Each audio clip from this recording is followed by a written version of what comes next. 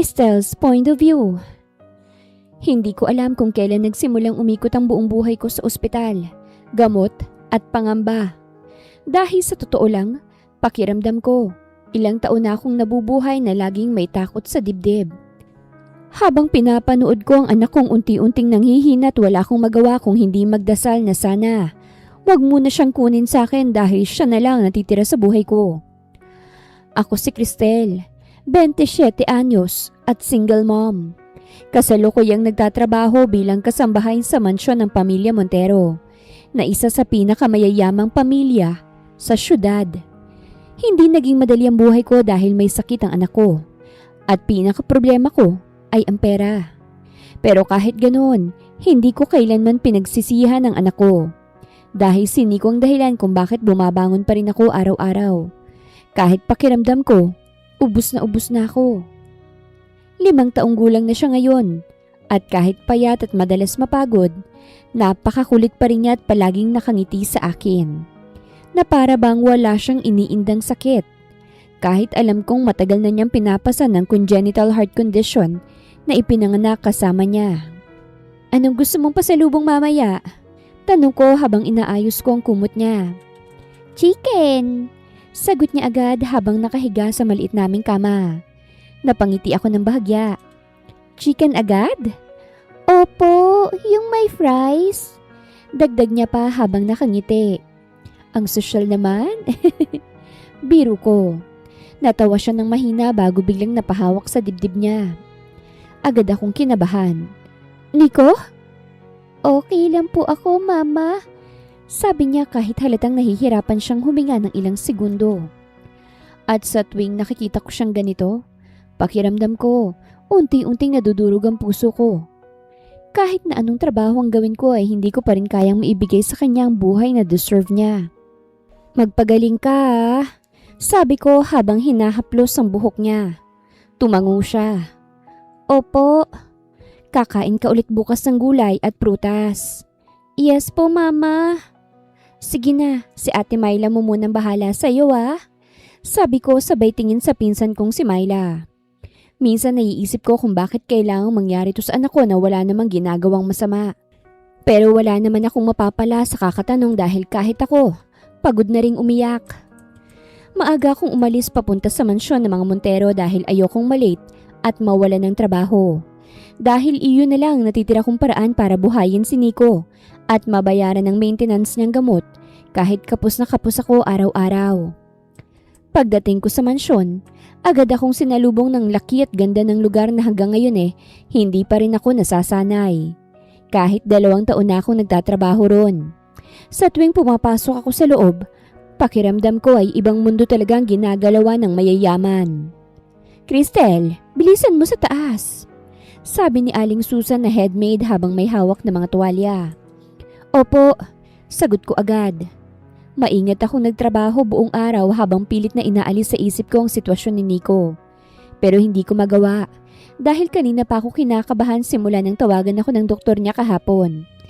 Ilang sandali pa, tumunog ang cellphone ko. Tumatawag na naman ang doktor ni Nico. Kailangan na po talaga ng operasyon ng anak ninyo, sabi ng doktor sa tawag. Lumalala na po kasing kondisyon niya. Magkano po bang kailangan? Tanong ko habang nanginginig ang boses ko. Sinabi niya ang halaga ng kakailanganin ko. At sa sandaling yon, pakiramdam ko na walan ako ng hangin sa katawan. Hindi ko kayang kitain ang ganoong pera kahit magtrabaho pa ako habang buhay. Sige po, gagawin ko po ng paraan. Nanginginig kong sabi bago ibinaba ang tawag. Habang naglilinis ako sa sala, paulit-ulit na pumapasok sa isip ko ang isang tao. Si Wilbert Montero, ang amo kong CEO. 32 taong gulang, may-ari ng Montero Holdings at isa sa pinakamakapangyarihang negosyante sa bansa. Seryoso at bihira lang ngumiti, pero kahit ganon, hindi maikakaila na gwapo siya sa paraan na nakakatakot lapitan. Hindi siya kagaya ng ibang mayayaman na mahilig magpakitang tao. Mas gusto niyang tahimik lang ang mundo niya. At sa loob ng 2 taon kong pagtatrabaho dito, bilang lang sa daliri ang pagkakataong kinausap niya ako ng mahaba.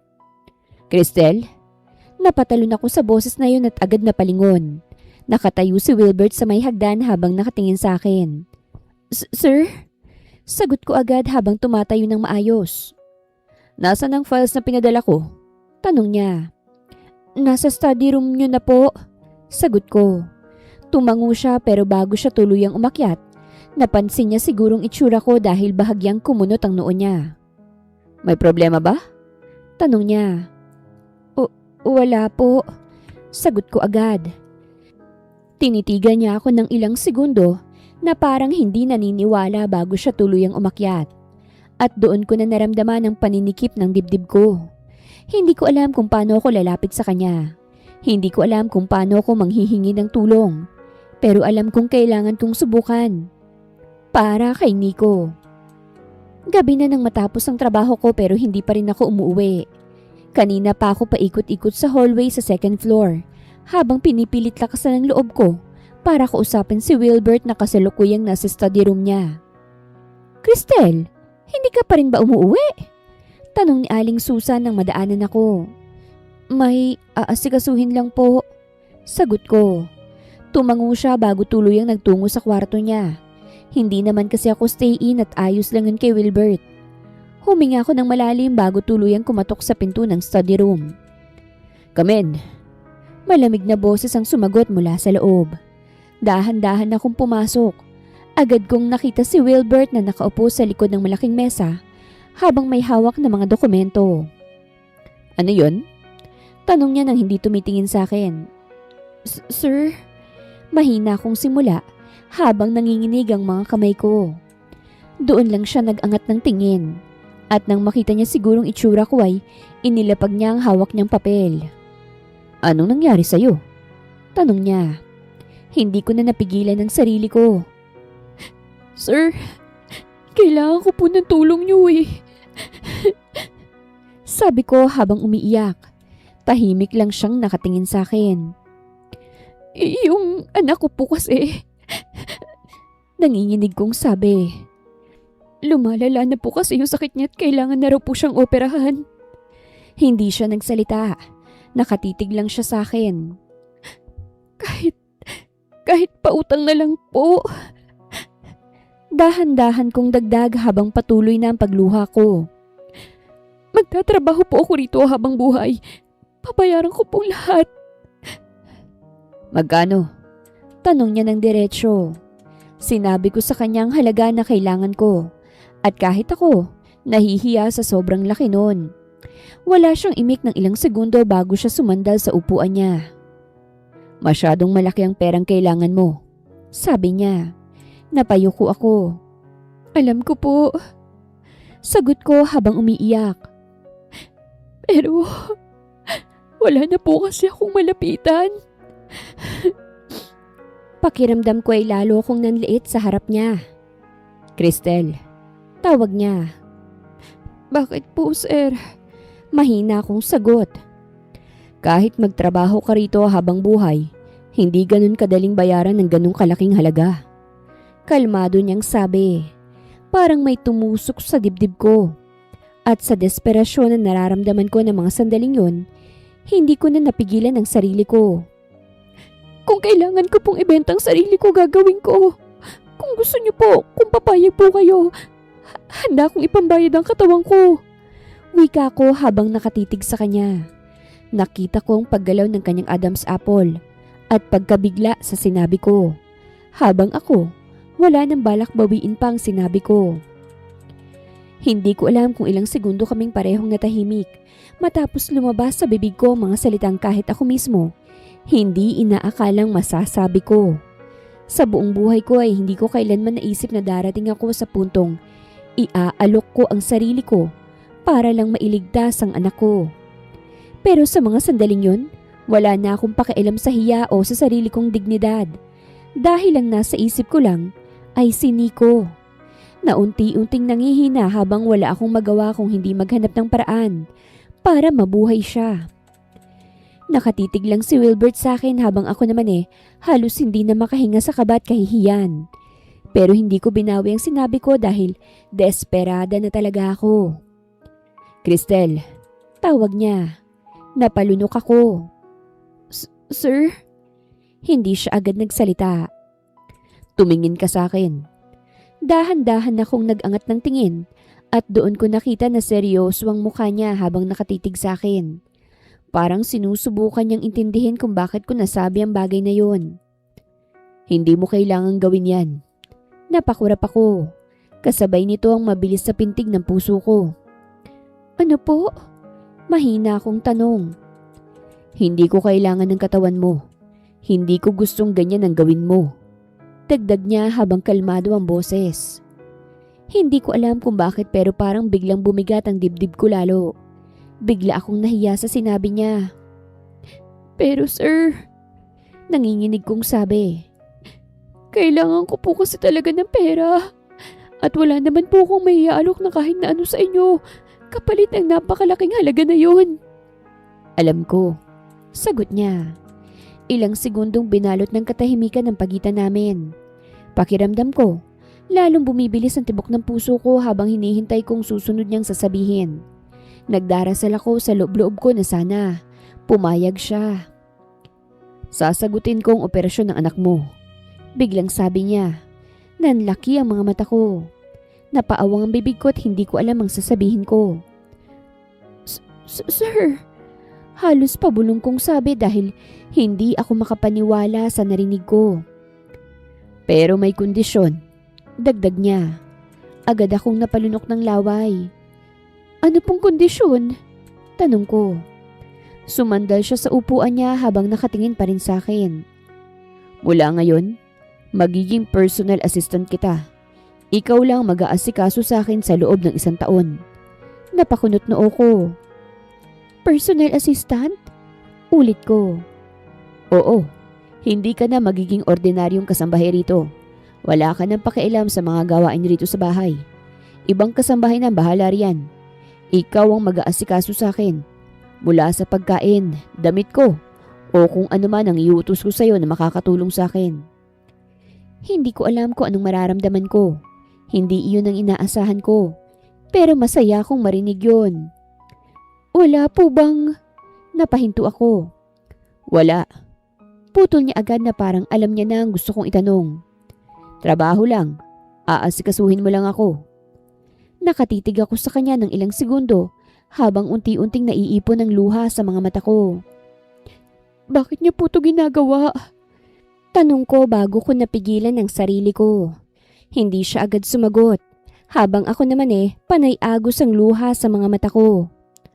Dahil gusto kong tulungan ng anak mo, sabi niya sa huli. Salamat po, sir. Tanong ko habang umiiyak.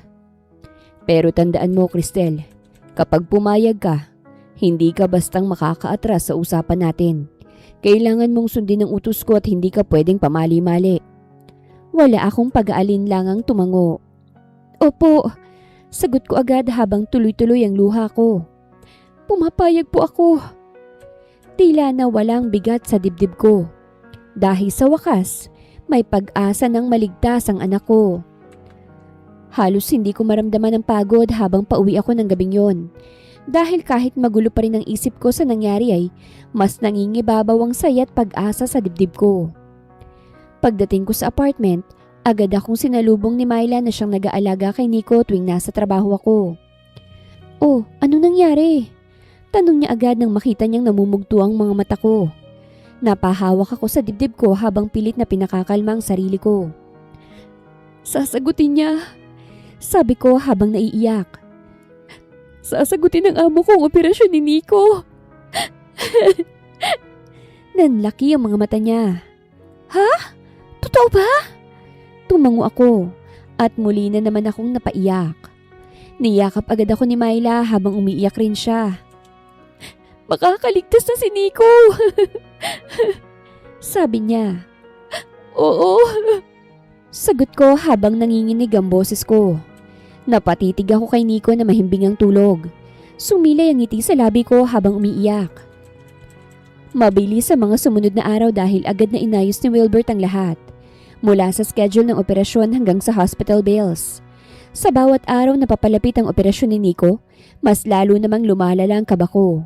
Dahil kahit sinabi ng doktor na mataas ang posibilidad na maging successful ang procedure, hindi ko pa rin mapigilan ng matakot. Dinala namin si Nico sa St. Luke's Medical Center, 2 araw bagong operasyon.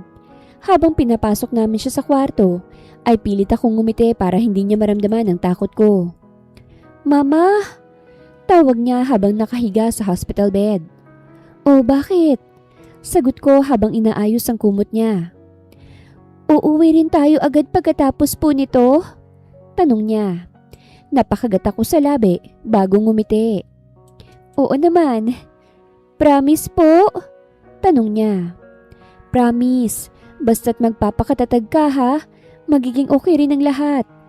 Sagot ko kahit hindi ako sigurado kung kakayanin ko ba kapag may masamang nangyari. Ayokong ipakita sa kanyang natatakot ako. Ayokong isipin niyang mawawala siya. Hanggang sa dumating ang araw ng operasyon, pakiramdam ko, buong gabi akong hindi huminga ng maayos dahil sa sobrang kaba. Habang inaayos sa mga nurse ni Nico, pakiramdam ko naman, gusto kong matunaw sa takot. "Mama?" Tawag niya habang hawak ang kamay ko. "Bakit anak?" Sagot ko habang pilit na ngumiti. "Huwag ka pong umiyak, Mama." Sabi niya kahit siya itong may sakit. Parang pinipiga ang puso ko habang nakatingin sa kanya. Hindi ako umiiyak. Pagsisinungaling ko habang pinupunasan ang luha ko. "Magpapagaling po ako agad. Lalaban po ako, Mama." Sabi niya sabay ngiti ng tipid. Tumango ako at hinalikan ng noo niya. "Hintayin mo ko ha," bulong ko. "At kapag okay na po ko, kakain tayo ng chicken." Dagdag niya. Natawa ko kahit umiiyak. "Oo naman, maraming chicken." Pagkatapos nun ay dahan-dahan na siyang inilayo sa akin ng mga nurse, papunta sa operating room. Habang ako naman ay naiwan sa labas na parang nawala ng lakas ang buong katawan ko. Pagkasara ng pinto ng operating room, doon na ako tuluyang naupo habang nanginginig ang kamay ko. "Ate Cristel," tawag ni Myla habang lumalapit sa akin. Hindi ko na napigilan ang sarili ko. What if may mangyari sa kanya? Umiiyak kong sabi. "Walang mangyayari," sagot niya habang hinahawakan ang balikat ko. "Magiging okay si Nico." "Papaano kung hindi?" "Huy!" sabi niya habang pinapaharap ako sa kanya. "Ang tagal mong lumaban para sa batang yan tapos ngayon susuko ka." Napayuko ako habang umiiyak. "Magtiwala ka lang ate, malakas si Nico." At kahit papano, nakahinga ko ng konti dahil sa pag-comfort ni Myla. Ilang oras kaming nag-intay sa labas ng operating room. Parang taon sa bagal ng pagtakbo ng oras habang paulit-ulit akong nagdarasal sa isip ko na sana wag kunin sa akin ang anak ko. Hanggang sa bumukas ang pinto, agad akong tumayo. Lumabas ang doktor habang inaalis ang suot niyang mask. "Dok?" Mahina akong tawag habang nanginginig. At nang ngumiti siya, doon ako tuluyang napaiyak.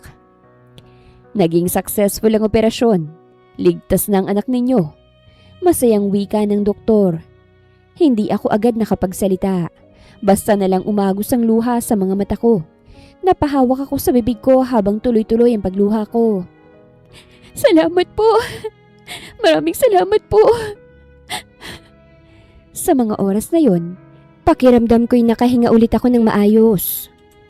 Matapos maging successful ang operasyon ni Nico, pakiramdam ko'y unti-unting bumabalik ang buhay sa katawan ko.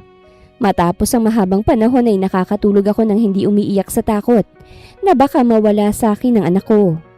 At kahit nasa ospital pa rin kami noon para sa recovery niya, ay mas magaan na ang pakiramdam ko. Kumpara sa mga nakaraang buwan na halos araw-araw akong kinakabahan sa bawat paghinga niya. "Anong gusto mong kainin kapag nakauwi na tayo?" Tanong ko habang inaayos kong una niya sa hospital bed. "Chicken po ulit." Sagot niya agad na para bang wala ng ibang pagkain sa mundo. Natawa ko ng mahina. "Hindi ka talaga nagsasawa?" Masarap po kasi." Sagot niya habang nakangiti. Mas gumaan ang dibdib ko nang makita siyang muling masigla. Ilang linggo ko ring tiniis na makita siyang nanghihina at hirap huminga. Kaya kahit pagod ako sa pagbabantay sa ospital ay wala yung sinabi sa sayang nararamdaman ko. Habang pinanonood siyang unti-unting bumabalik sa dati. Nandun din si Myla na tumulong sa akin buong panahon ng operasyon at recovery ni Nico. Kaya hindi ko alam kung paano ako magpapasalamat sa kanya. Dahil kung wala siya, baka tuluyan na akong bumigay. Mas makulit na ulit siya. Sabi niya habang pinanonood si Nico na nanonood ng cartoons. Oo nga nakakatuwa lang. Parang ikaw tuloy ang mas mukhang may sakit sa pagod. Dagdag niya. Napabuntong hininga ko. Hindi pa rin ako makapaniwala na okay na siya. Dahil may tumulong sa inyo. Sabi niya na parang may gustong ipaalala. Napatingin ako sa bintana at naisip si Wilbert. Hanggang ngayon, hindi ko pa rin maintindihan kung bakit niya ginawa ang lahat ng yon para sa amin. Sa sobrang laki ng perang inilabas niya para sa operasyon ni Nico, kahit magtrabaho ko ng 10 taon, ay hindi ko pa rin kayang bayaran yon. At mas lalong hindi ko maintindihan kung bakit simula nang maoperahan si Nico, halos araw-araw siyang pumupunta sa ospital para kamustahin ang anak ko, kahit sobrang busy niyang tao. Sir Wilbert! Masayang bati ni Nico nang pumasok ito sa kwarto isang hapon. Napalingon ako agad. Nakatayo si Wilbert sa may pintuan habang may dala na namang laruan at paper bag ng pagkain. Kamusta ka na? Tanong niya kay Nico habang lumalapit sa kama. Okay na po ako. Sagot nito habang nakangiti. Talaga? Tanong niya habang bahagyang ginugulo ang buhok ng anak ko. Opo. Nakatingin lang ako sa kanila habang hindi ko maiwasang mapansin na ibang-ibang pakikitungo ni Wilbert kay Nico kumpara sa ibang tao. Dahil kahit seryoso at malamig siya sa lahat, ay nagiging mahinahon at malambot ang boses niya kapag ang anak ko ang kausap niya. Para kanino po yan? Tanong ni Nico habang nakatingin sa dala niya. Sa'yo, sagot ni Wilbert. Napangiti si Nico habang excited na binubuksan ang bag. Thank you po, sagot ni Nico. Napatingin sa akin si Wilbert bago bahagyang tumango. Walang anuman, sabi niya. Hindi ko maiwasang makaramdam ng kakaiba habang pinanonood silang dalawa. Parang masyadong komportable si Wilbert kay Nico. At si Nico naman ay parang matagal na siyang kilala. Makalipas ang ilang araw ay pinayagan na ring makalabas ng ospital si Nico. Pero kailangan pa rin niyang bantayan ng maayos habang nagpapagaling. Kaya abala ako sa pag-aayos sa mga gamit namin nang biglang dumating si Wilbert sa kwarto. Kailan kayo uuwi? Tanong niya habang nakatingin sa akin. Ngayong hapon po, sagot ko. Tumango siya ng mabagal bago nagsalita. Doon na muna kayo tumira sa mansyon. Napatingin ako agad sa kanya. Ha? Halos hindi ko mapigilang masabi. Mas mababantayan mo siya ron. Dagdag niya habang nakatingin kay Nico na tahimik lang na nakikinig sa amin. At mas madali kung kailangan siyang dalhin agad sa ospital. Hindi ako agad nakapagsalita. Hindi ko yun inaasahan kaya't nagulat talaga ako. Sir, nakakahiya naman po. Sabi ko agad. Huwag mo nang isipin yon. Mas importante ang kondisyon ng anak mo. Napalunok ako. Sa totoo lang, gusto ko nang tumanggi dahil nahihiya ako. Pero nang maisip ko ang kalagayan ni Nico, ay agad ring nawala ang pag-aalinlangan ko dahil tama siya. Mas magiging ligtas si Nico ron. Kung okay lang po talaga, sige po, sabi ko.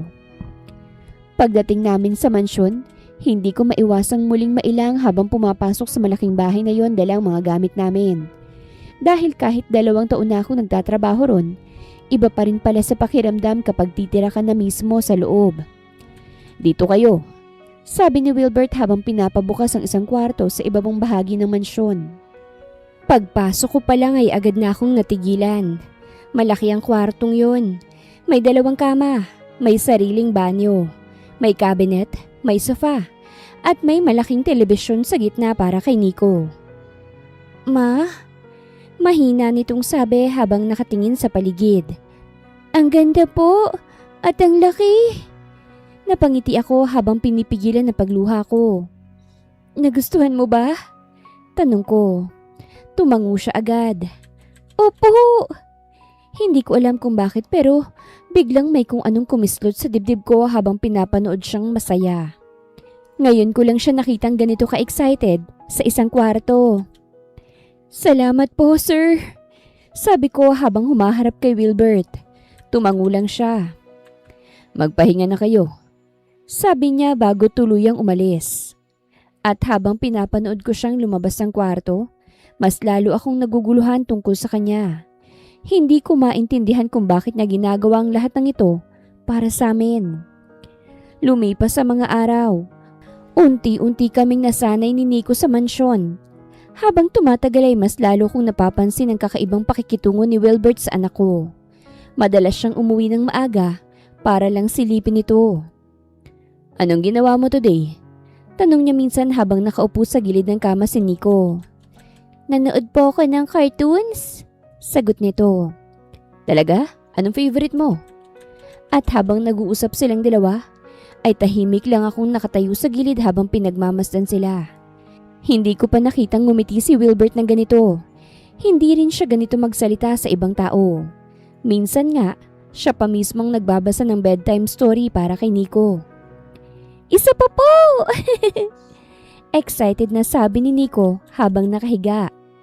Isa na lang Sagot ni Wilbert habang hawak ang storybook. Promise! Natawa siya ng mahina bago muling nagbasa. Habang pinapanood ko silang dalawa ng gabing yun, hindi ko maiwasang makaramdam ng kakaiba. Mula paraan ng pagtitig ni Wilbert kay Nico, ay parang hindi lang simpleng awa o concern yun. Parang matagal niya nang kilalang anak ko. At habang tumatagal, mas lalo kong gustong malaman kung bakit.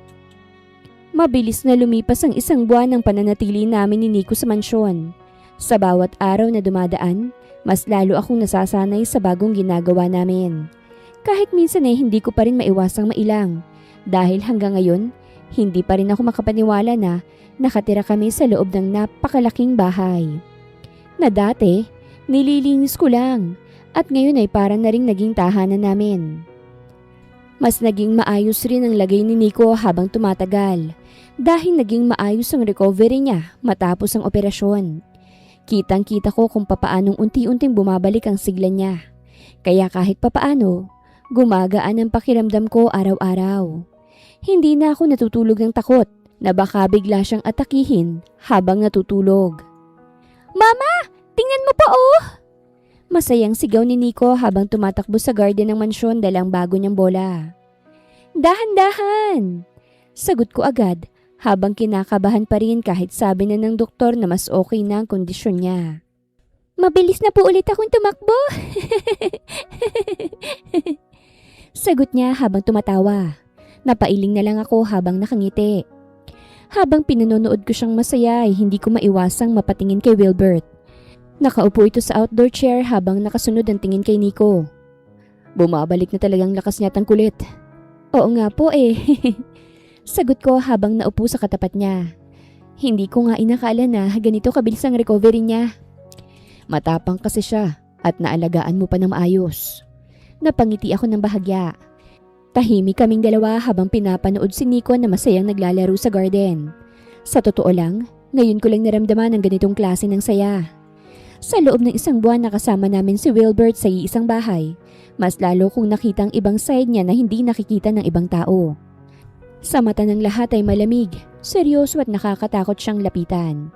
Pero kapag si Nico ang kaharap niya ay nagiging mahinahon siya. At minsan pa nga, siya mismo ang kusang nakikipaglaro dito o bumibili ng kung ano-ano para lang mapasaya ito. At hindi lang si Nico ang inaalagaan niya, pati ako, na dapat sana ay ako ang personal assistant niya at siyang nag-aasikaso sa kanya. Pero sa nangyayari ay parang baliktad. Mas madalas pa niyang iniisip kung kumain na ba ako o kung nakapagpahinga na ba ako. Hindi ka talaga marunong magpahinga no? Sabi niya minsan nang nadatnan niya akong inaayos pa ang mga damit sa kwarto niya kahit gabi na.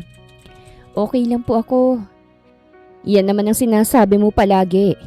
Sabi niya habang kinukuha sa kamay ko ang hawak kong damit. Matulog ka na, bukas na yan.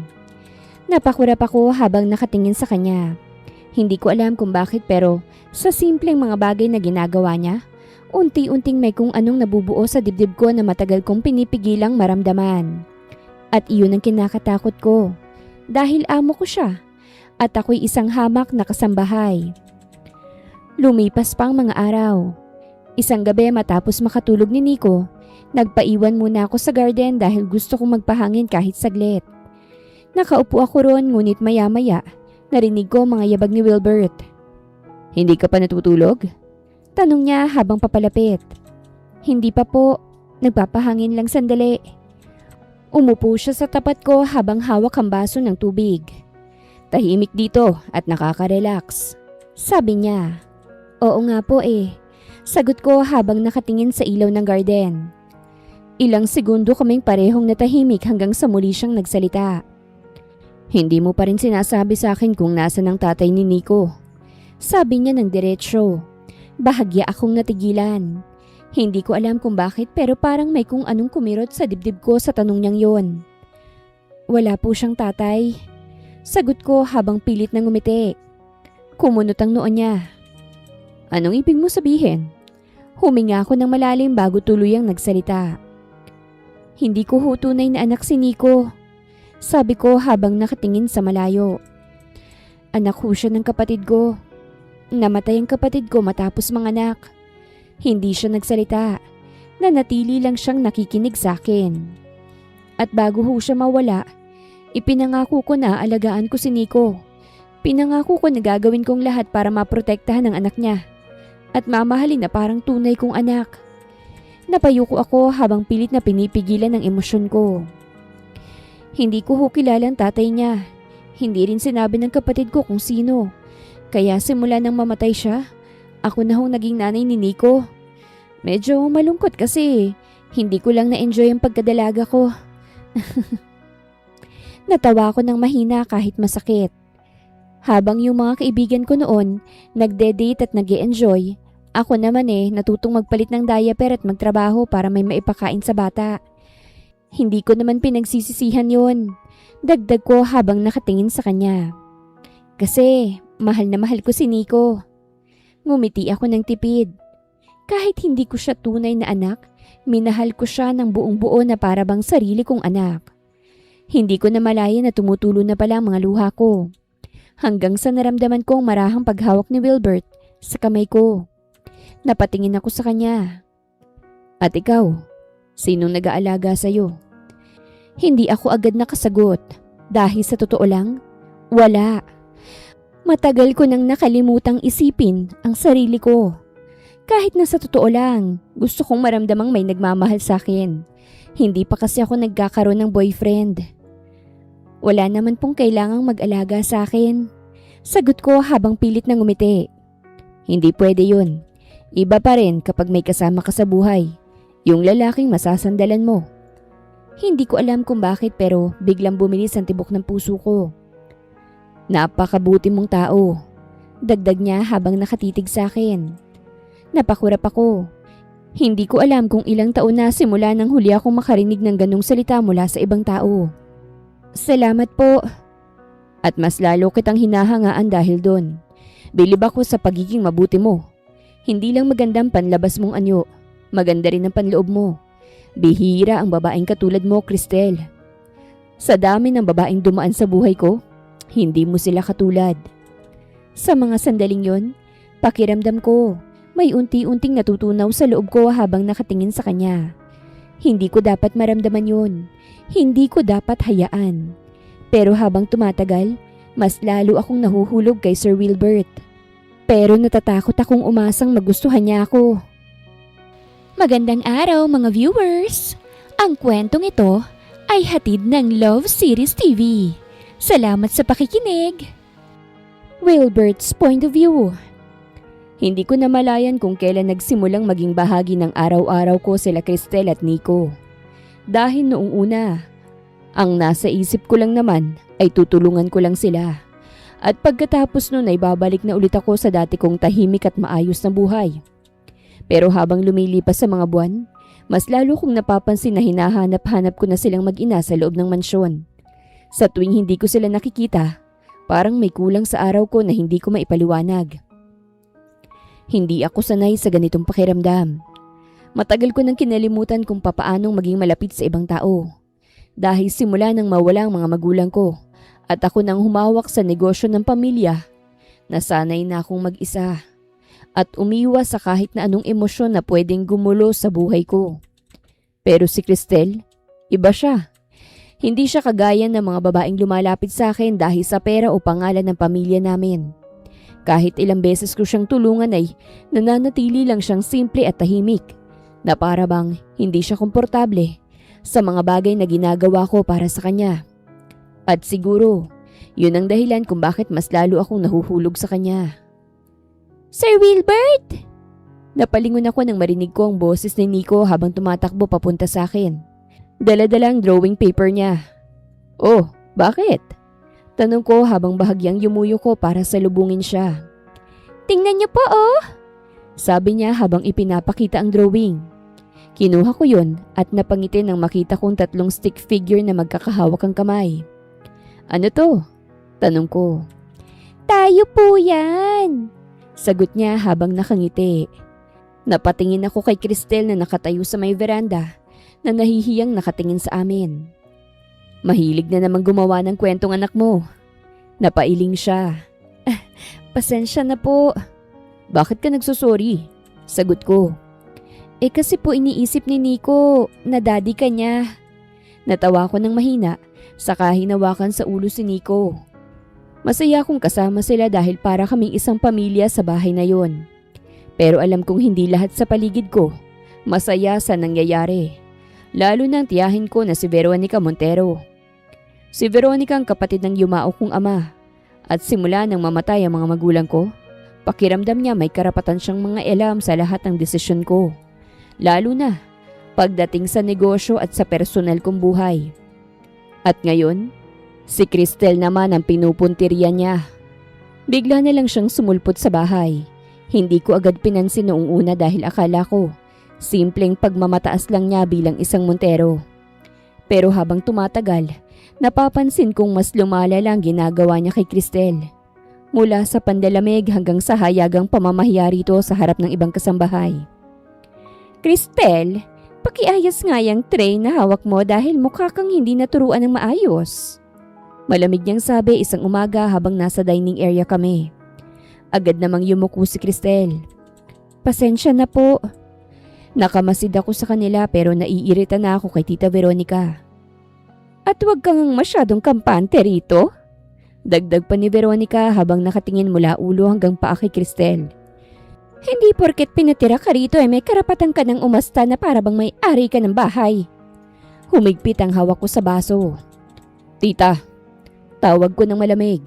Napatingin siya sa akin. Sobra naman yung mga sinasabi mo. Bahagya siyang natawa. Ano? Nagsasabi lang naman ako ng totoo. Hindi mo kailangang bastusin siya. Dagdag ko pa. Nagtaas siya ng kilay. O bakit? Mali ba ko? Paano ko ba siya binastos? Ang kapal naman kasi ng mukha. Akala mo parte siya ng pamilyang Montero. Napatingin ako kay Cristel at agad ko siyang pinabalik sa kwarto kasama si Nico. Mauna na po kami. Mahina niyang sabi bago tuluyang umalis. At nang makaalis silang dalawa, saka ako humarap kay Veronica. Ano bang problema mo kay Cristel? Inis kong tanong. Napasandal siya sa upuan habang nakatingin sa akin na parang hindi makapaniwala sa tono ko. Problema? Ikaw ang problema rito, Wilbert! Kumunot ang noo ko. Hindi ko maintindihan kung bakit hinahayaan mong manatili rito ang babaeng yon. Dagdag niya habang umiinom ng kape. Kasambahay lang naman siya. At ano naman ngayon? Malamig kong sagot. Montero ka, sabi niya ng madiin. At may pangalan tayong pinoprotektahan. Pumapayag ka na makasamang mababang uri na yon? Natawa ako ng mahina. Pangalan? Anong sinasabi mo, tita? Masyado naman yatang masama ang ugali mo. Biglang tumigas ang mukha niya. Mag-ingat ka sa pananalita mo sabi niya. Ako ang dapat magsabi niyan sa'yo. Dahil ilang beses ko nang pinalalampas ang pangiinsulto mo kay Cristel. Baka nakakalimutan mo na sa bahay kita. Bahay ko to at hindi mo bahay. Wala kang ambag rito para bastusin mo si Cristel. Napairap siya. Bakit ba? Totoo naman ang sinasabi ko ah. Isang simpleng babae lang siya na biglang nakatira rito sa mansyon mo at ginagamit ang anak niya para makuha ang simpatya mo. Bigla akong nainis. Huwag mong idadamay si Nico, sabi ko pa ng mariin. O bakit? Hindi ba totoo? Sagot niya habang nakataas ang kilay. Hindi mo ba napapansin kung papaano kanyang paikutin? Nagpapaawa lang ang babaeng yun. Hindi mo siya kilala, sabi ko. At ikaw, kilala mo ba talaga siya? Balik niya agad. O baka naman bulag ka lang dahil naaawa ka. Kinuyom ko ang kamao ko.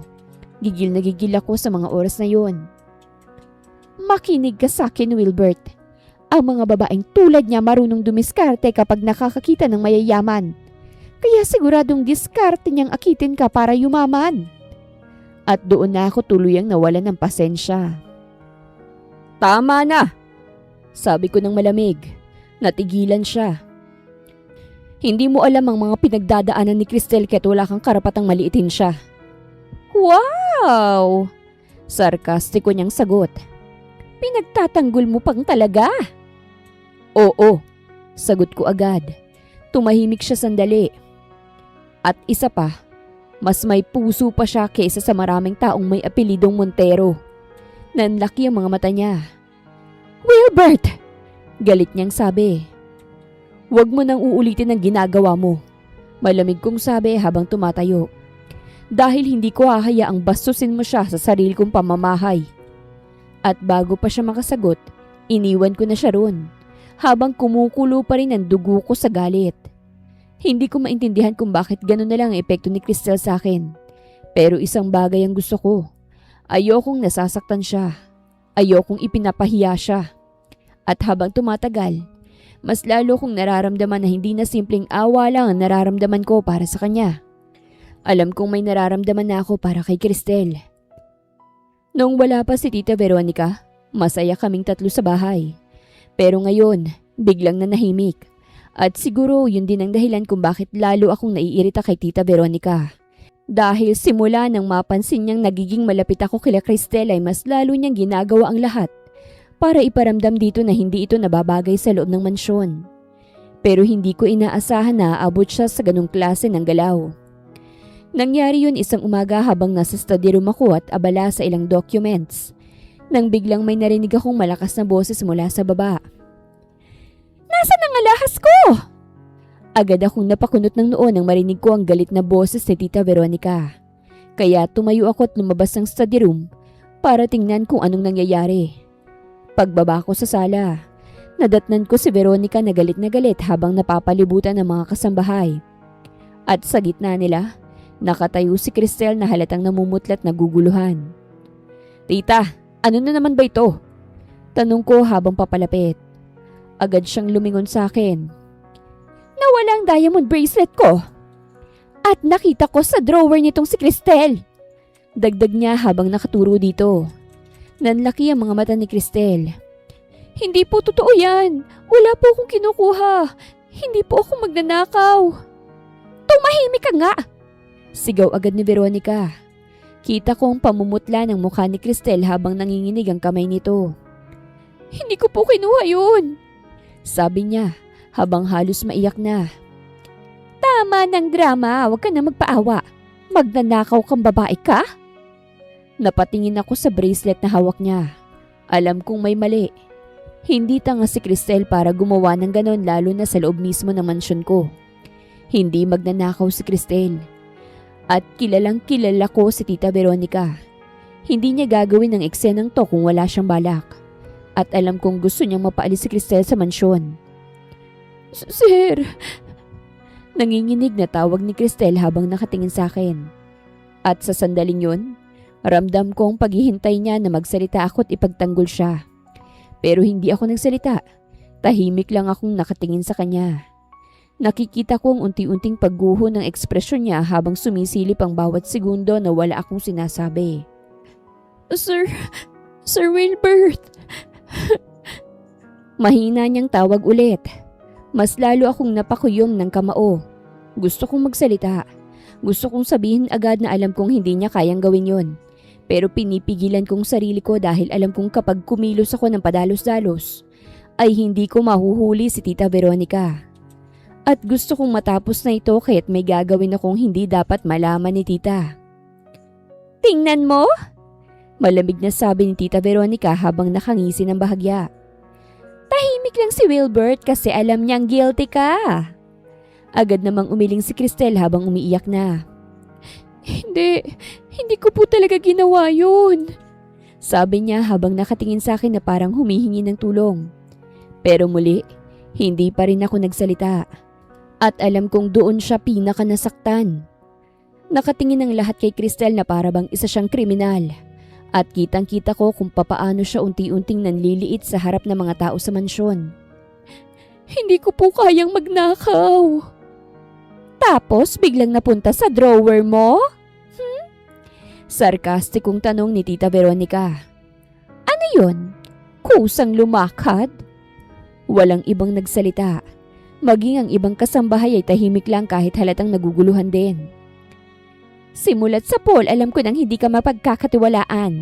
Ang mga taong galing sa hirap, kapag nakakita ng mamahaling bagay, hindi na mapipigilan ng sariling magnakaw.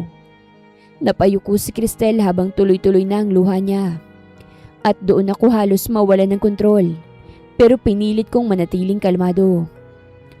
Enough, sabi ko sa wakas. Natahimik silang lahat at napatingin sa akin. Tapos na ba? Malamig kong tanong. Natahimik si Veronica sandali bago siya tumango. Hindi pwedeng manatili rito ang magnanakaw. Napatingin ako kay Cristel. Namumugtong mata niya habang pilit pinakakalma ang sarili. At sa paraan ng pagtingin niya sa akin, alam kong iniisip niyang pinababayaan ko siya. Pakiramdam niya siguro, hindi ko siya kayang ipagtanggol. O baka wala akong balak na paniwalaan siya. Bumalik ka na muna sa kwarto mo, sabi ko kay Cristel. Agad siyang natigilan. Sir, mahina niyang sabi na para bang hindi makapaniwala. Gawin mo muna ang sinasabi ko. At sa sandaling yon, nakita ko kung papaano tuluyang nawalan ng pag-asa sa mga mata niya. Tumango siya bago dahan-dahang umalis habang nakayuko at halos hindi makatingin sa kahit na sino. At habang pinanonood ko siyang paalis, pakiramdam ko ay may mabigat na bagay na dumagan sa dibdib ko. Buong araw na hindi lumabas si Cristel sa kwarto nila ni Nico. Maging si Nico tahimik lang habang kumakain ng dinner, na para bang nararamdaman nitong may mali. Nasaan po si Mama? Tanong nito sa akin habang nasa table kami. Nagpapahinga. Sagot ko ng maiksi. Tumango siya pero halatang malungkot. At habang pinapanood ko siya, mas lalo akong nainis sa ginawa ni Veronica. Hindi lang si Cristel ang sinaktan niya, pati si Nico. Kinagabihan, dumaan ako sa hallway papunta sa kwarto nila. At nang marinig ko ang may hinang hikbi mula sa loob ay napahinto ako. Hindi ko alam kung bakit pero biglang sumikip ang dibdib ko. Dahan-dahan akong kumatok pero walang sumagot. Muli akong kumatok at maya-maya bumukas ang pinto. Nakita ko si Cristel na namumugto ang mga mata. Halatang matagal nang umiiyak. May kailangan po ba kayo? Tanong niya ng mahina habang iniiwas ang tingin sa akin. Hindi ako agad sumagot. Gusto ko siyang yakapin sa mga oras na yon. Cristel, tawag ko. Ngumiti siya ng pilit pero halatang nasasaktan. Huwag po kayong mag-alala, sabi niya habang pinipigilan ng pag-iyak. Hindi po ako aalis dito. Napalunok ako ng laway at sobra akong naawa sa kanya. Para kay Nico, kahit nakakahiya na po sa lahat dito, titiisin ko po. Cristel's point of view. 2 araw akong halos hindi makalabas ng maayos sa loob ng mansyon. Dahil kahit wala nang direktang nagsasabi ng masasakit na salita sa akin, ramdam ko pa rin ang bigat ng tingin ng ibang tao sa tuwing dadaan ako sa hallway o papasok sa kusina. Sa bawat bulungan na naririnig ko ay pakiramdam ko, lalo akong lumiliit kahit alam kong wala naman talaga akong kasalanan. Pero ang pinakamasakit sa lahat, ay ang pananahimik ni Wilbert. Hindi ko alam kung bakit hindi niya ako ipinagtanggol nung araw na iyon. At kahit pilit kong iniintindi na baka may dahilan siya, ay hindi ko pa rin maiwasang masaktan. Sa mga sandaling kailangan ko siya, pinili niyang manahimik habang pinapahiya ako sa harap ng lahat. Mama? Mahinang tawag ni Nico habang nakaupo ako sa gilid ng kama niya. Oh, bakit? Sagot ko habang pilit na ngumiti. Umiiyak ka po ba? Tanong niya habang nakatingin sa mukha ko. Agad akong umiling. Hindi pero ang lungkot mo po. Napahawak ako sa pisngi niya at pilit kong inayos ang sarili ko. Okay lang si Mama, sabi ko. Ayokong maramdaman niyang may problema. Sapat na ang pinagdaanan niya. Sa loob ng 2 araw na yon, ay halos hindi ko rin makita si Wilbert dahil maaga itong umaalis at gabi na umuwi. Pero kahit ganon, pinapadaan pa rin niya kay Aling Susan ang mga kailangan namin ni Nico mula sa gamot hanggang pagkain. Pero hindi pa rin nun nababawasan ang sakit na nararamdaman ko. Dahil sa isip ko, kung talagang naniniwala siya sa akin, bakit hindi niya ako ipinagtanggol? Mama! Masayang sigaw ni Nico isang umaga habang tumatakbo papunta sa akin dalang laruan niya. Ano yun? May malaking sasakyan sa labas! Excited niyang sabi. Napakunot ang noo ko dahil bihira namang may dumating sa mansyon ng ganong kaaga. Kaya't agad akong lumabas ng kwarto at doon ko nakita ang sunod-sunod na sasakyang pumapasok sa driveway ng mansyon.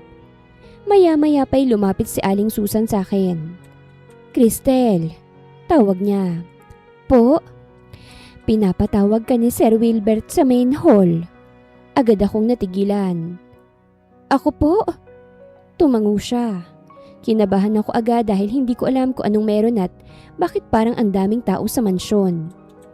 Pagdating ko sa main hall, ay agad akong natigilan nang makita kong buong pamilya Montero na naroroon kasamang ilang executives ng kumpanya. Sa gitna nila'y nakaupo si Veronica na halatang iritable, habang si Wilbert naman nakatayo sa harapan. At nang mapansin niya ako'y saglit siyang napatingin sa akin bago siya nagsalita. Mabutit nandito ka na, sabi niya. Lalo akong kinabahan. Anong meron dito? Tanong agad ni Veronica habang nakataas ang kilay. Walang imik si Wilbert habang may iniaabot na folder sa isa sa mga abogado ng kumpanya. May kailangan lang tayong linawin, malamig niyang sabi. Napansin ko ang pagbabago ng ekspresyon ni Veronica. At ano naman yon? Tumingin sa kanya si Wilbert ng diretsyo. Patungkol sa ginawa mo kay Cristel. Biglang natahimik ang buong paligid. Nanlaki ang mga mata ko bago napatingin sa kanya. Excuse me? Agad na sagot ni Veronica habang natatawan ng pilit. Ano bang pinagsasasabi mo? Hindi siya pinansin ni Wilbert. Sa halip ay tumango siya sa isang lalaki na agad nagbukas ng malaking screen sa harap ng hall. At sa sumunod na mga segundo, parang tumigil ang mundo ko. Dahil malinaw na lumabas sa CCTV footage, ang isa sa mga tauhan ni Veronica na palihim na pumapasok sa kwartong ginagamit ko at inilagay doon ang nawawalang bracelet. Napalunok ako habang nakatitig sa screen. Hindi ako halos makahinga. At hindi pa dyan nagtatapos. Malamig na sabi ni Wilbert habang nakatingin kay Veronica. Wilbert! Agad na sabi nito pero pinutol siya ni Wilbert. Tumahimik ka! Nakita kong natigilan si Veronica. 2 araw akong nanahimik dahil gusto kong makuha lahat ng ebidensya laban sa'yo. Dagdag ni Wilbert habang diretsyong tingin dito. At ngayon, kumpleto na. Hindi lang si Cristel ang siniraan mo. Pati ang kumpanya. Sinisira mo. Nanlaki ang mga mata ni Veronica. Ano bang kalokohan to? Galit nitong sabi. Pero hindi to pinansin ni Wilbert dahil isa-isa nang inilatag ng abogado ang financial records. Nagpapatunay na matagal nang may illegal na transaksyon si Veronica sa kumpanya. Hindi. Mahinang sabi nito habang unti-unting namumutla. Lahat ng perang ninakaw mo sa kumpanya, documented. Malamig na sabi ni Wilbert. At kasama na rin ang paggamit mo ng pangalan ng Montero Holdings para sa personal mong negosyo. Tahimik ang lahat habang nakatingin kay Veronica na halatang hindi na alam ang sasabihin. At ako, nakatayo lang habang unti-unting bumibigat ang dibdib ko. Dahil ngayon ko lang na-realize kung bakit nanahimik si Wilbert nung araw na ipinahiya ako. Hindi dahil hindi siya naniniwala sa akin, kung hindi dahil may sarili siyang plano. Hindi mo pwedeng gawin to sa akin! Sigaw ni Veronica habang nakatingin kay Wilbert. Tita mo ko! At si Cristel? Anong ginawa niya sa'yo para tratuhin mo ng ganon? Natahimik ito. At ngayon pa lang malinaw na sa akin kung gaano ka kababa para sirain ng isang inosenteng tao. Wilbert! Enough! Putol niya agad. Simula ngayon wala ka ng koneksyon sa kumpanya. Nanlaki ang mga mata ni Veronica. At pagkatapos ng meeting na ito, aalis ka sa mansyon ko. Parang nawalan ng kulay ang mukha nito. Hindi ito makapagsalita habang nakatingin lang kay Wilbert na halatang hindi na nagbibiro. At kung gugustuhin kong magsampa ng kaso laban sa'yo, pwede kitang ipakulong.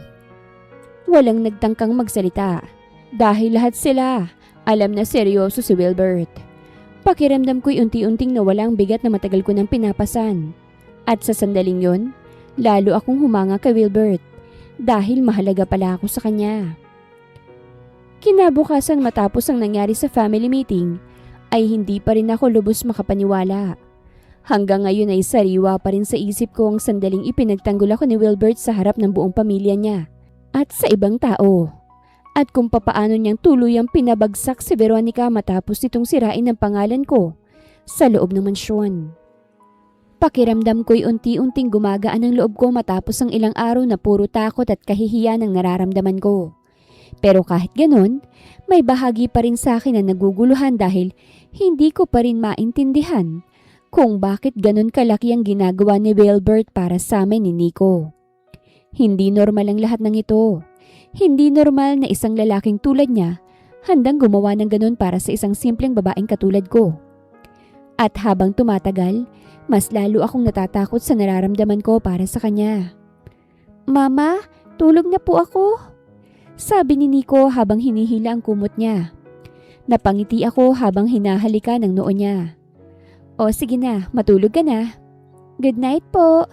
Good night anak.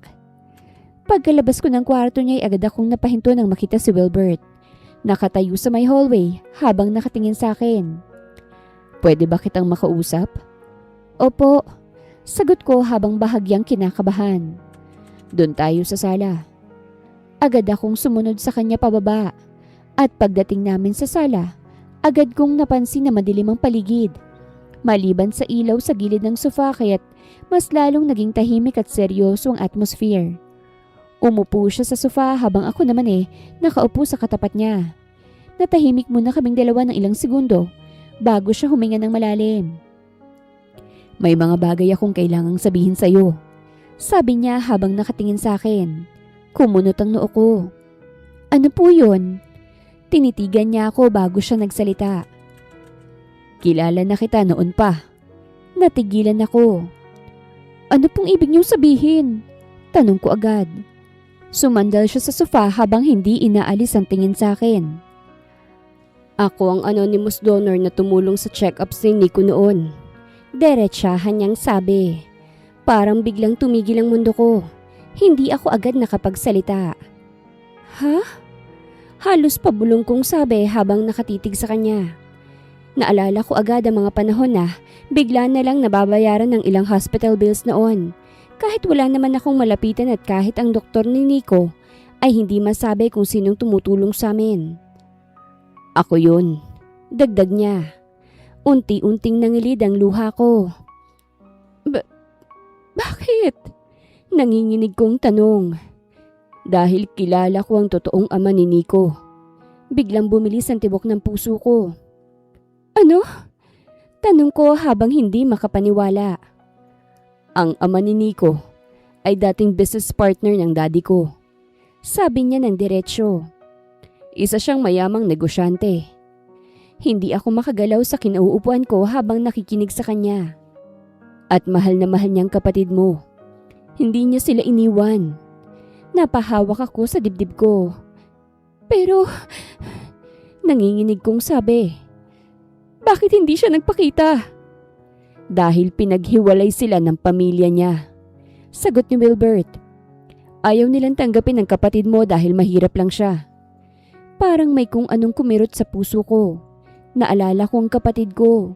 Kung papaano siyang umiiyak noon habang buntis.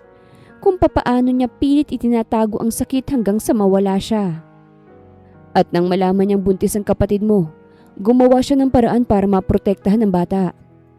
Nangilid lalo ang luha ko. May iniwan siyang mana para kay Nico. At bago siya namatay sa aksidente, isa lang ang bilin niya. Nakatingin ako sa kanya habang nanginginig ang labi ko. At iyon ay ang hanapin ka. Dahil ikaw ang karapat-dapat na makatanggap ng kung anong meron si Nico. At doon tuluyan akong napaiyak. Hindi ko namalaya na tuloy-tuloy na palang pagpatak ng mga luha ko habang nakaupo sa harap niya. Buong buhay ko, akala ko iniwan lang ng ama ni Nico ang kapatid ko. Akala ko walang nagmahal sa kanila. Pero mali pala ako. Matagal mo na bang alam? Umiiyak kong tanong. Tumango siya ng mabagal. At simula nang makita kita rito sa mansyon, 2 taon nang nakakaraan. Pero hindi ko sinabi agad eh. Inobserbahan muna kita. Tiningnan ko kung talaga bang mahal mo si Nico. Tiningnan ko kung anong kaya mong gawin para sa kanya. At napatunayan ko yun. Kaya kung anong meron si Nico, deserve mong makibahagi dun. Napahawak ako sa bibig ko habang umiiyak. Kaya mas lalo akong humanga sa'yo. Patuloy akong umiiyak habang nakatingin sa kanya. Cristel, tawag niya. Hindi kita tinulungan dahil naawa ako sa'yo. Tinulungan kita dahil ikaw ang babaeng matagal ko nang hinahanap. Natigilan ako. Ano? Anong hinahanap? Bakit mo ko hinahanap? Mahina akong sabi. Bahagyang ngumiti si Wilbert. Matagal ko nang alam na ikaw ang babaeng gusto kong makasama habang buhay. Sabi niya, habang diretso ang tingin sa akin. Ikaw ang babaeng kaya kong mahalin ng buong puso. Ikaw ang gusto kong mapangasawa. Ang babaeng handang gawin ang lahat para sa taong mahal niya. Kaya alam kong magiging mabuti kang asawa at ina. Hindi ko alam kung paano haharapin ang lahat ng narinig ko. Dinig na dinig ko ang tibok ng puso ko. Wilbert! Nanginginig kong tawag. At nung akala mo pinabayaan kita kay Veronica, nahirapan ako noon. Nanatili ang mga mata ko sa kanya at hindi ko inaalis. Gusto kitang ipagtanggol agad, pero kailangan kong siguraduhin na hindi ka na niya masasaktan ulit. Kaya nag-isip ako't gumawa ng plano, lalo na't matagal ko na rin siyang inoobserbahan sa kumpanya. Buong akala ko, hinayaan mo lang talaga ako. Tumayo siya't dahan-dahang lumapit sa akin. Hinding-hindi ko hahayaang may manakit sa'yo. Mahal kita, Cristel. At sa sandaling yon, hindi ko na napigilan ang sarili ko. Tumayo ako't mahigpit siyang niyakap habang umiiyak. Pakiramdam ko'y unti-unting natutunaw lahat ng sakit at takot na matagal kong kinimkim. At habang yakap niya ako ng mahigpit, unang beses kong naramdaman na may taong handang piliin ako. Hindi dahil naaawa siya, kung hindi dahil mahal niya ako. Lumipas pang 1 linggo, hindi ko pa rin lubos maintindihan kung papaanong nagbago ng ganun kabilis ang buhay ko. Parang kailan lang ay halos mabaliw na ako kakaisip kung papaano kong ililigtas si Nico. Ngayon ay nasa loob kami ng mansyon ng lalaking mahal ako at mahal ko rin. Pakiramdam ko minsan ay panaginip lang ang lahat. Pero sa tuwing makikita ko si Nico na masiglang tumatakbo sa garden o maririnig ko ang boses ni Wilbert na kausap siya sa sala, saka ko lang marirealize na totoo pala ang lahat ng ito. At mas lalo yung naging totoo nang dumating ang abogado ng ama ni Nico. Nasa sala kami noon habang nakaupo katabi ni Nico, na abala naman sa panonood ng cartoons nang may dumating na matandang lalaki. Naka-Amerikana at may dalang ilang documents. Good afternoon, Miss Cristel. Magalang nitong bate. Good afternoon po. Ako ang abogado ni Mr. Alejandro Villarreal. Agad akong natigilan nang marinig ko ang pangalan ng ama ni Nico.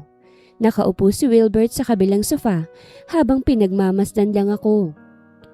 Narito ko para ayusin ang legal transfer ng trust fund at properties na iniwan niya para sa anak niya. Dagdag ng abogado. Napahawak ako sa dibdib ko habang hindi pa rin makapaniwala. Totoo po ba talaga ito? Oo. Sagot nito habang inilalabas sa mga dokumento.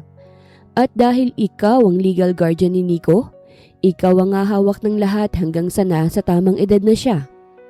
Hindi ko alam kung paano magre-react. Hindi ko kailanman iniisip na may ganitong bagay na naghihintay para kay Nico. Habang pinapaliwanag ng abogado ang laman ng mga dokumento, mas lalo akong natulala. Bukod sa malaking halaga ng pera, ay may mga shares pa sa kumpanya at ilang properties na naiwan para sa anak ko. Anak ko. Kahit hindi ko siya tunay na anak, hindi ko na kayang isipin si Nico bilang iba. Hindi ko po alam kung paano magpapasalamat, sabi ko habang nangingilid ang mga luha ko. Ngumiti ng bahagyang abogado. Ang totoo niyan, matagal ka nang gustong pasalamatan ng dating boss ko. Napatingin ako sa kanya. Bakit po? Dahil alam niyang ikaw ang nagpalaki sa anak niya ng maayos. At alam niyang hindi mo kailanman pinabayaan ng bata. Hindi niya lang magawang magpakita dahil bantay sarado siya ng pamilya niya. Na kapag ginawa niya yun, baka mapahamak pa si Nico. Hindi ko inakala na darating ang araw na hindi ko na kailangang matakot para sa kinabukasan ni Nico. Wala ngang kaalam-alam si Nico na bilyonaryo pala siya. Mama? Tawag ni Nico habang hawak ang laruan niya. Bakit ka po umiiyak? Natawa ko ng mahina habang pinupunasan ng luha ko. Masaya lang si mama, anak. May prize ka po ba? Inosente niyang tanong. Napatingin ako kay Wilbert na nakatingin lang sa amin. At sa paraan ng pagtitig niya sa akin, para bang gusto niyang sabihin na tapos na ang paghihirap ko, na hindi ko na kailangang lumaban mag-isa. Pagsapit ng gabi ay tahimik na ang buong mansyon. Habang tulog na si Nico sa kwarto namin at ako naman dahan-dahang lumabas para sana uminom ng tubig. Pero agad akong napahinto nang makita si Wilbert na nakaupo sa sala, habang hawak ang baso ng wine. Parang hinihintay niya ako. Hindi ka pa natutulog? Tanong niya habang nakatingin sa akin. Hindi pa. Sagot ko habang dahan-dahang lumalapit. Anong iniisip mo? Ikaw. Bahagya siyang natawa. Talaga? Tumango ako habang nakatingin sa kanya. Hindi ko alam kung paano ako magpapasalamat sa lahat ng ginawa mo para sa amin ni Nico. Kung wala ka, baka wala na siya ngayon. At salamat sa pagprotekta sa akin. Dahan-dahan niyang hinawakan ang kamay ko. Dahil mahal kita, Cristel. Mahal na mahal kita. Ikaw lang palang hinihintay kong mapapangasawa ko. Muling bumilis ang tibok ng puso ko. Hindi pa rin ako sanay marinig yun mula sa kanya. At siguro hindi na rin ako magsasawang marinig yun. Mahal din kita. Sa wakas, ay may lalaking nagsabi sa akin na mahal niya ako. At wala akong nararamdamang takot. Dahan-dahan siyang lumapit sa akin hanggang sa maramdaman ko ang marahan niyang paghaplos sa pisngi ko bago niya ako hinalikan. Isang mabagal at maingat na halik na parang pinaparamdam niya sa akin kung gaano niya ako kamahal. At hindi ko na napigilan ang sarili kong gumanti ng halik. Dahan-dahan niya akong hinila palapit sa kanya habang mahigpit ang yakap niya sa akin. At sa bawat haplos ng kamay niya ay mas lalo kong nararamdaman kung gaano niya akong iniingatan. At nang dalhin niya ako sa kwarto niya ng gabing yun, wala akong naramdamang takot dahil alam kong ligtas akong kasama siya. Paulit-ulit niyang hinahalikan ng noo ko sa labi at niyayakap ako na para bang gusto niyang iparamdam na hindi na ako mag-iisa kailanman. At habang nakahiga na ako sa mga bisig niya matapos ang lahat, doon ko tuluyang na-realize na nahulog na ako ng buo sa lalaking akala ko noon amo ko lang. Pero ngayon, siya nang tahanan ko. 2 linggo nang lumipas matapos ang gabing tuluyan naming inamin sa isa't isang nararamdaman namin ni Wilbert. Habang tumatagal, mas lalo kong nakikita kung gaano siya kaalaga at kaseryoso pagdating sa amin ni Nico. Kahit sobrang busy siya sa negosyo, hindi pa rin nawawalang oras niya para samahan kaming kumain o maglaro kasama si Nico sa sala. "Mama, tingnan mo to si Daddy oh!" Sigaw ni Nico habang tumatawa sa sala. Napangiti ako habang lumalapit. Nadatnan ko si Wilbert na kunwaring nagpapatalo sa video game na hawak nilang dalawa. "Nanalo na naman po ako!" Masayang sabi ni Nico habang tumatawa. "Dinadaya mo naman ako eh," sagot ni Wilbert habang umiiling. "Hindi po ah." Nakatayo ako habang pinapanood silang dalawa. Sa bawat eksenang ganun, ay mas lalo kong nararamdaman na kumpleto na kami kahit wala pang papel o kasal na nagdurugtong sa amin. At sa totoo lang, hindi ko na kailangan pa noon dahil sapat na sa akin na araw-araw niya kaming pinipili. Ngunit isang gabi, nagyaya si Wilbert na sabay-sabay kaming maghahaponan sa garden ng mansyon. At dahil sanay na rin naman si Nico na kumain kaming 3 sa labas, ay excited na agad to habang hawak ang maliit niyang toy car. "Mama, ang daming ilaw oh!" sabi nito habang nakatingin sa paligid. Napangiti ako habang pinagmamasdan ng simpleng setup sa garden na may ilaw at ang mga bulaklak sa gitna ng mesa. "May celebration ba?" tanong ko habang nakatingin kay Wilbert. Bahagya siyang ngumiti. "Siguro." Kumunot ang noo ko pero napaupo pa rin ako habang si Nico naman abala agad sa pagkain niya. Masaya kaming nag-uusap habang kumakain at paminsan-minsan ay natatawa ako sa kakulitan ni Nico. Panay ang kwento tungkol sa school activities niya at kung papaano niyang gustong maging businessman paglaki. "Mana kay Daddy?" sabi ko habang nakangiti. "Oo nga po, gusto ko talagang maging businessman." Sagot niya habang tumatawa. Napatingin ako kay Wilbert at napansin kong tahimik lang siyang nakatingin sa akin na para bang may iniisip. "Ano?" tanong ko habang natatawa. "Wala." Sagot niya pero halatang may tinatago. At maya-maya pa'y tumayo siya mula sa upuan niya. Nagsalubong ang kilay ko habang pinapanood siya. "Daddy, saan po kayo pupunta?" tanong ni Nico. Ngumiti siya ng bahagya bago siya tumingin sa akin. "May sasabihin lang ako sa mama mo." Hindi ko alam kung bakit pero biglang bumilis ang tibok ng puso ko habang nakatingin sa kanya. At nang makita kong may maliit siyang kahon na inilabas mula sa bulsa niya, doon na tuluyang nanlaki ang mga mata ko. "Wilbert!" Dahan-dahan siyang lumapit sa akin bago lumuhod sa harapan ko. At sa sandaling yon ay parang naistatwa ako. "Mama!" Excited na sigaw ni Nico habang nakangiti ng malaki. "Proposal po ba yan?" Natawa si Wilbert ng mahina bago muling tumingin sa akin. "Cristel," simula niya habang hawak ang maliit na kahon. "Hindi ko inakala na darating ka sa buhay ko sa panahong matagal ko nang tinanggap na magiging mag-isa na lang ako sa buhay."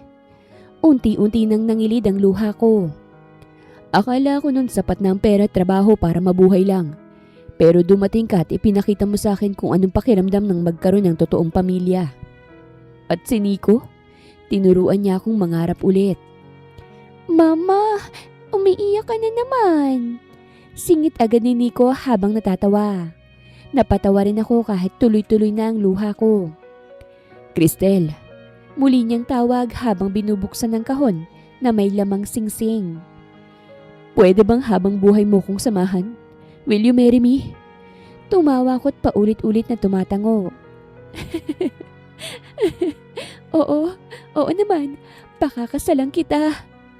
Masayang-masayang napatalon si Nico mula sa upuan niya. "Yay! Magiging totoong pamilya na tayo. May daddy na talaga ako." Sigaw nito habang pumapalakpak. Natawa si Wilbert habang isinusuot ang singsing sa daliri ko. Bago siya tumayo at niyakap ako ng mahigpit. "Salamat mahal ko. Mahal na mahal kita." "Mahal na mahal din kita, Wilbert." Noon, ang akala ko hanggang doon na lang ang buhay ko. na habang buhay akong lalabang mag-isa. Pero mali pala ako dahil dumating si Wilbert sa buhay ko at pinatunayan na may taong kayang piliin ka. Kahit hindi ka perpekto at kahit wala kang maipagmamalaki sa mundo. Makalipas ang ilang taon, tuluyan ang naging masaya at kumpleto ang pamilya namin. Lumaki si Nico na malusog at masigla na para bang hindi niya pinagdaanan ng sakit na muntik nang kumuha sa buhay niya noon. At sa tuwing nakikita ko siyang tumatawa kasama si Wilbert, hindi ko maiwasang mapangiti. Alam kong natupad ko ang pangako ko sa sarili ko noon na ililigtas ko siya kahit na anong mangyari. Hindi nagtagal ay nabuntis ako. Masayang masaya si Nico kasi may kalaro na siya. At minsan, habang nakaupo ako sa garden ng mansyon, habang pinapanood ang mga anak naming naglalaro, at si Wilbert naman abala sa pakikipaghabulan sa kanila, hindi ko maiwasang mapaisip kung gaano kalayo na ang narating ko. Mula sa dating Cristel na walang matakbuhan at umiiyak gabi-gabi sa takot. Ngayon may pamilya na akong handang piliin ako araw-araw. At si Wilbert, ang lalaking matagal nang naghahanap ng mabuting mapapangasawa. At sa wakas, ay natagpuan din ako. Wakas!